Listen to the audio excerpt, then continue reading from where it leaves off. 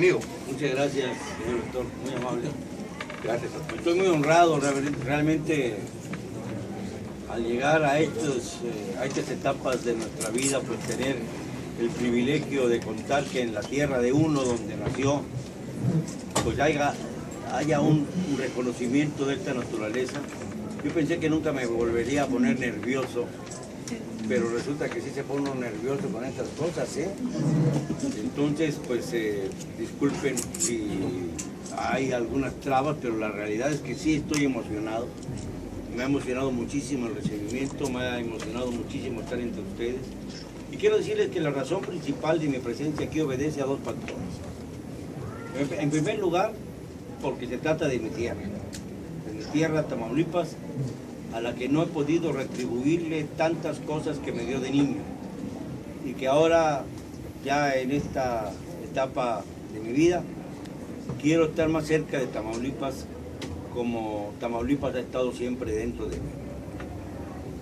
Quiero decirles también que preferí en todo momento venir al estado, no ir a dar conferencias a Laredo, Texas, ni a McAllen, como hacen algunos que se dicen muy valientes, sino venir al sitio en donde tanto se ha estigmatizado a nuestra tierra y a nuestro pueblo, para demostrar que es posible, en estas circunstancias tan dolorosas que vive nuestro país, rescatar la parte cultural, la parte artística, la parte modélica de un estado como Tamaulipas, que se ha caracterizado siempre por su capacidad de producción y que no merece estar segregada del progreso como consecuencia de los grupos delincuenciales, a los que no ha podido controlar ni el gobierno federal ni el gobierno local.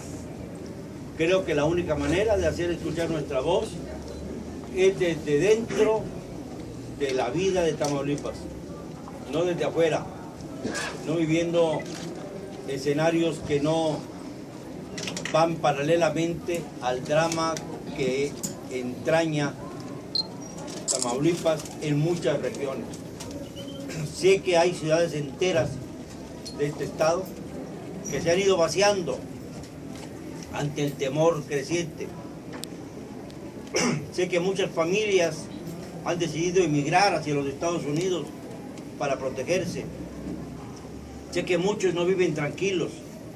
Por eso quise venir a acompañarlos, aunque sea unos días. Porque ustedes están, como yo, convencidos de que tenemos que encontrar esperanza y futuro. Y convencidos también de que no podríamos encontrar esperanza y futuro si seguimos siendo gobernados por una cáfila de maleantes. He propuesto un paro nacional para el 14 de octubre como salida pacífica a todos los males que estamos padeciendo. He propuesto que no podemos continuar bajo un gobierno que nos ha dejado en esta situación de inopia política, que no podemos seguir tolerando imposiciones como las que se dieron en Tamaulipas, en una asociación de hermanos, porque ya vimos que aunque en el caso de Tamaulipas hubo un sacrificio del candidato que estaba señalado a ser gobernador y cuyo hermano Egidio no ha sido capaz siquiera de llegar a alguna conclusión valedera sobre el asesinato y el crimen de su hermano, ya vemos cómo también en Coahuila las sucesiones entre hermanos resultan fatales, fatídicas, porque se van obviamente cuidando las espaldas unos a otros.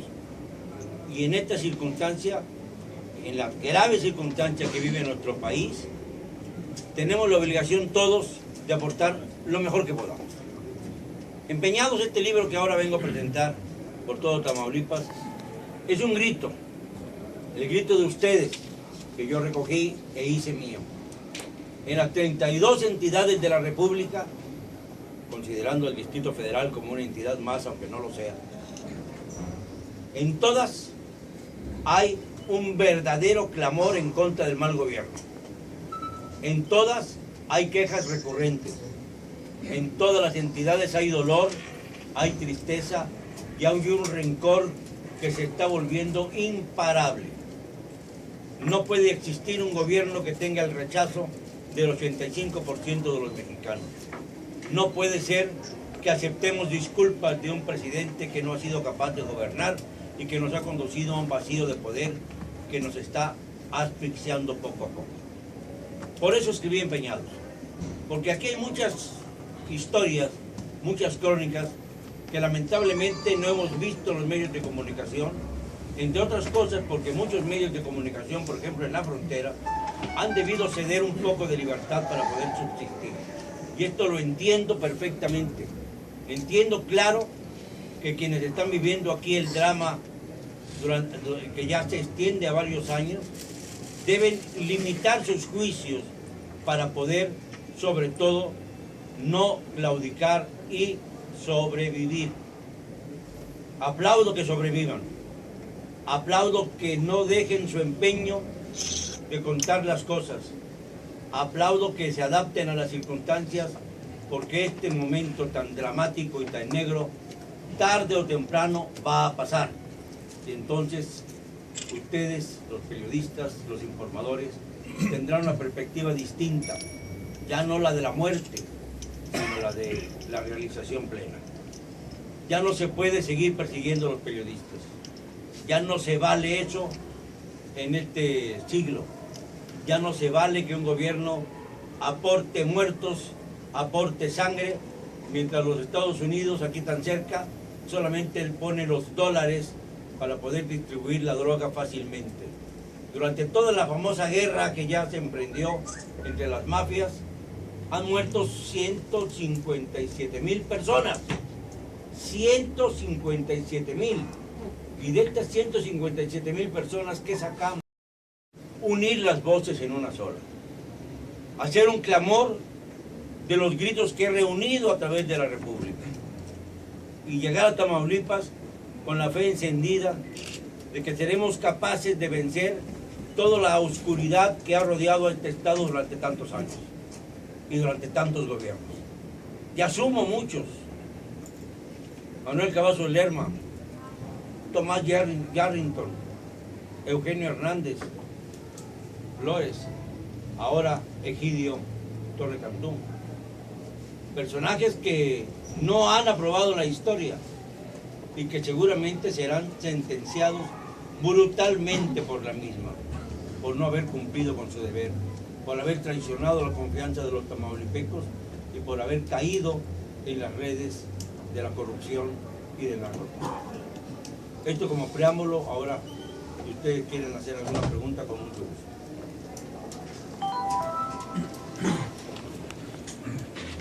Usted como tamaulipeco, señor, ¿qué le conviene entonces a Tamaulipas? A Tamaulipas le conviene ponerse de pie, insistir en que somos más que los malos, insistir en la necesidad de modificar no solo al gobierno, sino al sistema político mexicano. Ya no es una cosa nada más de gobierno. Fíjese, yo le puedo preguntar a todos ustedes si confieren en algún partido político y estoy seguro de que la mayor parte dirá que no. ¿Y saben ustedes por qué?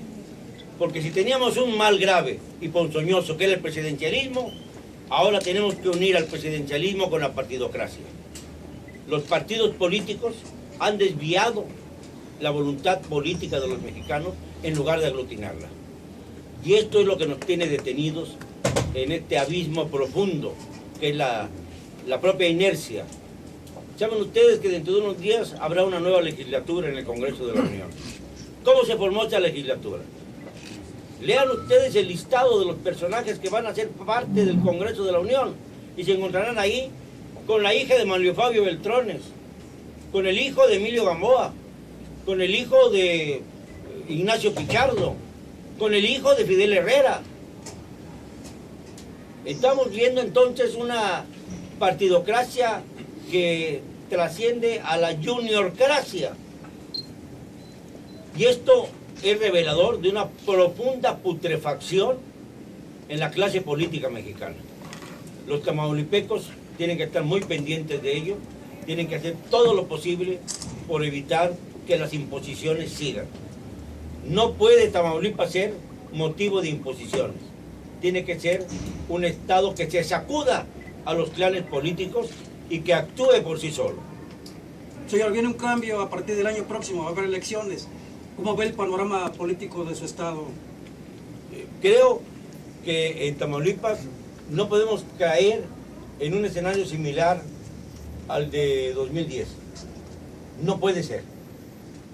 El asesinato del médico Rodolfo Torre Cantú fue un parteaguas.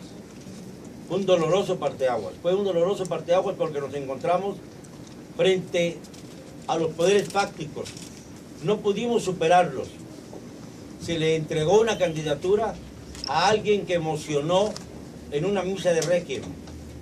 Y solamente por ese hecho, pudimos contar con un gobernador simplemente hecho a la medida del sistema político mexicano, controlable, una marioneta, que no ha sido, repito, ni siquiera capaz de indagar sobre las causas y los móviles que llevaron a la tragedia de su hermano, que era verdaderamente quien había hecho campaña y era verdaderamente quien podría estar en este momento en lugar de Egidio. Porque él era, sin duda alguna, quien encabezaba las encuestas. ¿Cómo puede ser legítimo un gobierno como el de Egidio con un consenso tan pobre entre los tamaulipecos? Cuando sabemos que la abstención llegó a casi el 80% de la ciudadanía y que si alguien votó por el señor Egidio fue porque tuvo el valor de salir de sus casas, porque la mayor parte de los tamaulipecos estaban encerrados creyendo que iba a haber ese día, el día de la jornada electoral, una catástrofe. Los votos del miedo en este caso se quedaron en casa. Ahora hay que pedirle a los tamaulipecos que salgan y que derroten al sistema político mexicano. ¿Hay una colusión entonces entre el crimen organizado y los gobiernos? Sin duda, no tengo ninguna duda de eso. No solamente en Tamaulipas, sino en 22 estados de la República. Ustedes saben que hay 22 estados de la República en donde los gobiernos hacen que los tributos federales pasen por alcabalas del narcotráfico. Es decir, los narcotraficantes se quedan, por llamarlo de alguna manera, con parte de los impuestos que todos pagamos al gobierno federal. Es la alcabala del narcotráfico, es la alcabala del crimen. Uno de esos estados es Tamaulipas, por supuesto. ¿Qué opina del resolutivo acerca de las propiedades de la esposa del presidente de la República? ¿Perdón? ¿Qué opina del resolutivo de corrupción de las compras de la Casa Blanca? Bueno, eso es una vergüenza que era esperable, dado que se puso en manos de Virgilio. Creo que Virgilio es el único que queda en estas condiciones en el gobierno federal, todos los demás ya pasaron por las armas. Este Virgilio Andrade, sabíamos perfectamente bien cuál era su comisión, cuál era su destino, el proteger al propio presidente. Hace unos días tuve la suerte de estar en Tlaxcala, ante un grupo impresionante de contadores, y les decía yo, ¿por qué los contadores, los tantos colegios de contadores que existen en nuestro país, no asumen la tarea de ser ellos los auditores de los gobiernos? Para que no haya duda alguna de su verosimilitud y de su honestidad.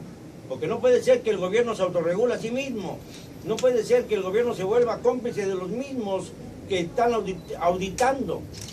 O alguien creía en su sano juicio que el pobrecito de Virgilio Andrade iba a ser capaz, iba a tener el valor de enfrentar al presidente de la República y decirle sí, hubo un enriquecimiento inexplicable, sí, hubo un conflicto de intereses. Sabíamos perfectamente bien que lo iba a cubrir. Por lo tanto, el resolutivo de la Secretaría de la Función Pública no solamente es ridículo, es grotesco y es ofensivo para los mexicanos. Señor, ¿qué clase de gobernante debe estar al frente de las riendas del gobierno del estado en Tamaulipas? ¿Acaso un Bronco? Si todo el sistema político... Bueno, ojalá surgieran ciudadanos con esa capacidad y con ese liderazgo. No los veo ahora mismo en Tamaulipas. Yo siento que con la llegada de Manuel Fabio Beltrones hay una dedicatoria favorable a alguien que ha querido ser gobernador durante varias etapas de la vida de Tamaulipas. Me refiero a Marco Antonio Bernal. Creo que él es el que está en este momento buscando la posibilidad de una candidatura gracias al amparo y el cobijo de Manuel Fabio Beltrones. Pero vamos a seguir así, vamos a continuar por esa senda. vamos a decir que Tamaulipas sigue siendo un estado priista, cuando es cierto que la mayor parte de los tamaulipecos han sido profundamente afectados por este sistema. No se trata del PRI, tampoco se trata del PAN, porque aquí los gobierna el PAN, y bastante mal, por cierto. No se trata del PRD, no se trata de Morena. Los partidos están tan rebasados que lo único que queda es analizar quiénes son los candidatos. Y analizar cuál es la autoridad moral de cada uno de ellos y cuál es su historia. Los periodistas, al igual que los políticos, solamente tenemos un arma para defendernos, la autoridad moral. El que ha sido congruente toda su vida, la tiene. El que ha sido un farsante y un hipócrita tránsfuga, no la tiene. Es muy sencillo. Descúbranlo. ¿Quién le pega a su mujer? Ese no debe ser candidato a la gobernatura. ¿Quién es hipócrita y que ha escondido sus crímenes? Ese no debe ser candidato a la gobernatura. ¿Quién se sabe que tiene nexos con el narcotráfico? Ese no puede ser candidato a la gobernatura. Lo malo es que cuando uno es demasiado bueno en su currículum, está bajo la advertencia de los criminales que no quieren que llegue al gobierno. Y es ahí donde debemos intervenir como ciudadanos para evitar que casos como el del doctor Torre Cantú vuelvan a repetirse. Hay el riesgo de que ocurran. Es el momento de hacer la advertencia. Es necesario que las próximas campañas operen con absoluta tranquilidad, que obviamente se le dé garantías al elector y se le den garantías a los candidatos para que puedan llegar a buen fin sus propuestas y puedan llegar obviamente a una elección sana. De otra manera, Tamaulipas nunca podrá enderezarse. En Colombia logré que se señalara a Enrique Peña Nieto como el enemigo número 1 de la libertad de expresión en Latinoamérica, frente a delegaciones de casi todos los países de Latinoamérica, de Venezuela, de Colombia obviamente, de México, de Bolivia, de Perú, de Ecuador. Prácticamente toda Latinoamérica, Uruguay, estuvo presente, Argentina, en esa cumbre, y aunque hubo su pelea, su forcejeo ahí, porque hubo alguien que apoyó con mucha fuerza a Nicolás Maduro, la realidad es que Peña Nieto tenía más merecimientos para este deshonroso señalamiento. En Venezuela se ha encarcelado a los adversarios políticos de Maduro, pero no se ha asesinado el número de periodistas que se han asesinado. La libertad como estandarte. No se puede tolerar que haya muertos porque elevan la voz y dicen lo que piensan. Tenemos que juntarnos todos, unirnos gremialmente, que no nos separe el hecho de que yo trabajo para un periódico, para una televisora, y no puedo hablar del adversario o del competidor. No, tenemos que estar muy claramente unidos para que hagamos un bloque común, como lo estamos tratando de hacer a nivel de Latinoamérica, para que cuando ocurra un hecho contra un periodista, tenga una repercusión mundial. No más, ni uno más. Ese es el lema que debemos tener todos en el corazón. Ni uno más. Eso es un mensaje no más para ustedes. Gracias.